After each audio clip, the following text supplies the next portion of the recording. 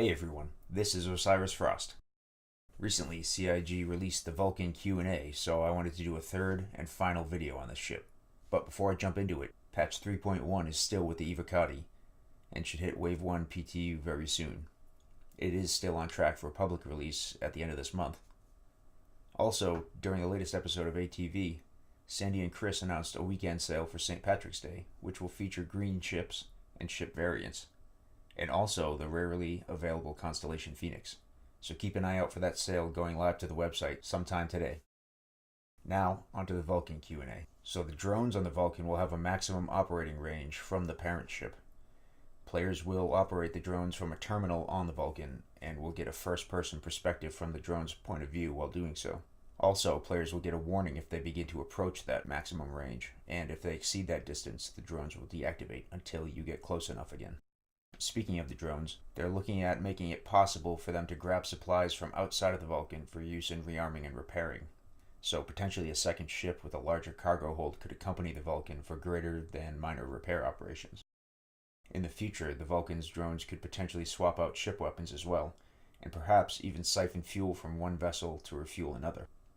Those drones can also operate both in space or planet-side, and will have no issues at least up to 1G environments, so they'll be able to work on ground vehicles in addition to spacefaring ships. They will not be able to act like tugboats, however, and they don't plan to allow players to operate the Vulcan's drones from their Mobi-Glass. Moving on to refueling, if the Vulcan were to be fully laden with fuel, it would be able to fill up to 10 small fuel tanks, 3 medium fuel tanks, or half of a large fuel tank.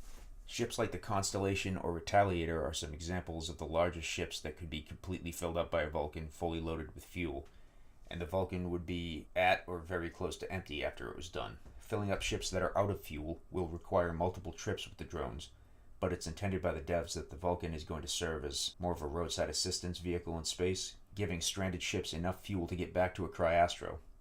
So while you could load up with a little bit of everything and fly around looking for ships in need of assistance, it's also possible to hang out near a Cryastro location and load up with what you need when you get the call.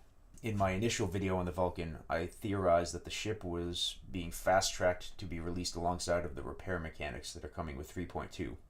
It has now been confirmed that this won't be the case. Instead, there will be separate, smaller repair drones and a handheld repair tool coming with that patch. That said, it does still seem like the Vulcan may have a shorter than normal development time, and I'd expect it out in the early part of next year. Lastly, aside from the Vulcan's external fuel tanks that are dedicated to refueling other ships, the Vulcan also does have 2 of its own medium-sized fuel tanks, one for hydrogen fuel and one for quantum fuel. Well, that's all for today's show. Thanks for watching. If you're new to Star Citizen, or you know someone who's thinking of playing, you or they can earn 5,000 UEC on your account by registering with my referral code, which you can find in the show notes down below. If you have any questions, feedback, or episode suggestions, go ahead and leave them in the comments. And if you haven't already, please be sure to like and subscribe. I'd really appreciate that. Thanks, and I'll see you next time.